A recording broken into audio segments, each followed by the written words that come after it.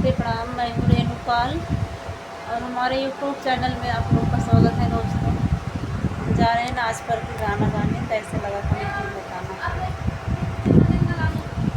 फूलवा बरसई मोरे अंगनवा के बटोरई नदी, फूलवा बरसई मोरे अंगनवा के बटोरई नदी, के बटोरई नदी, के बटोरई नदी, फूलवा बरसई मोरे अंगनवा के बटोरई नदी, फूलवा बरसई मोरे अंगनवा के बटोरई नदी।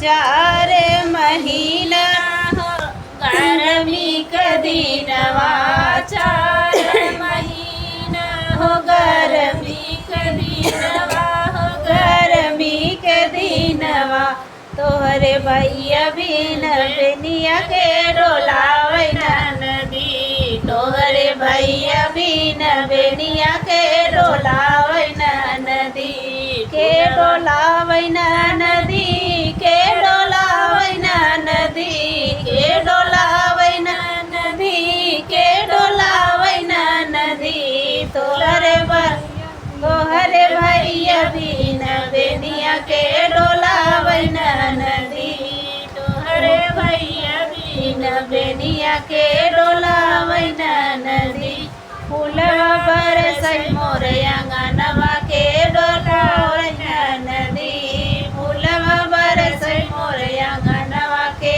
डोलावै नदी।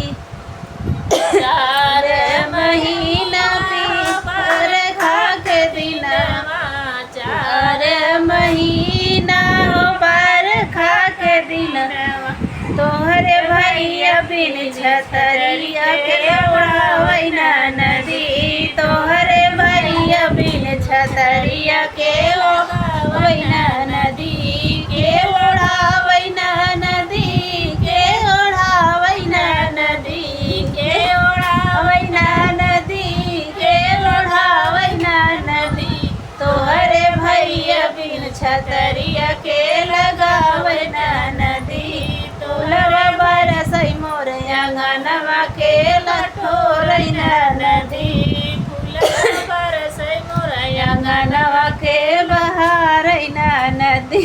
4 महीना हो ठंडी के दिनवा, 4 महीना हो ठंडी के दिनवा, तोहरे भैया बिन रजैया के ओढ़ावै नदी, तोहरे भैया बिन रजैया के ओढ़ावै नदी, के ओढ़ावै नदी, के ओढ़ावै नदी, के ओढ़ावै नदी, के ओढ़ावै नदी, तोहरे भैया बिन रजैया के ओढ़ावै नदी, फूलवा बरसई मोरे अंगनवा के ओढ़ा के बटोरई नदी, फूलवा बरसई मोरे अंगनवा के बटोरई नदी।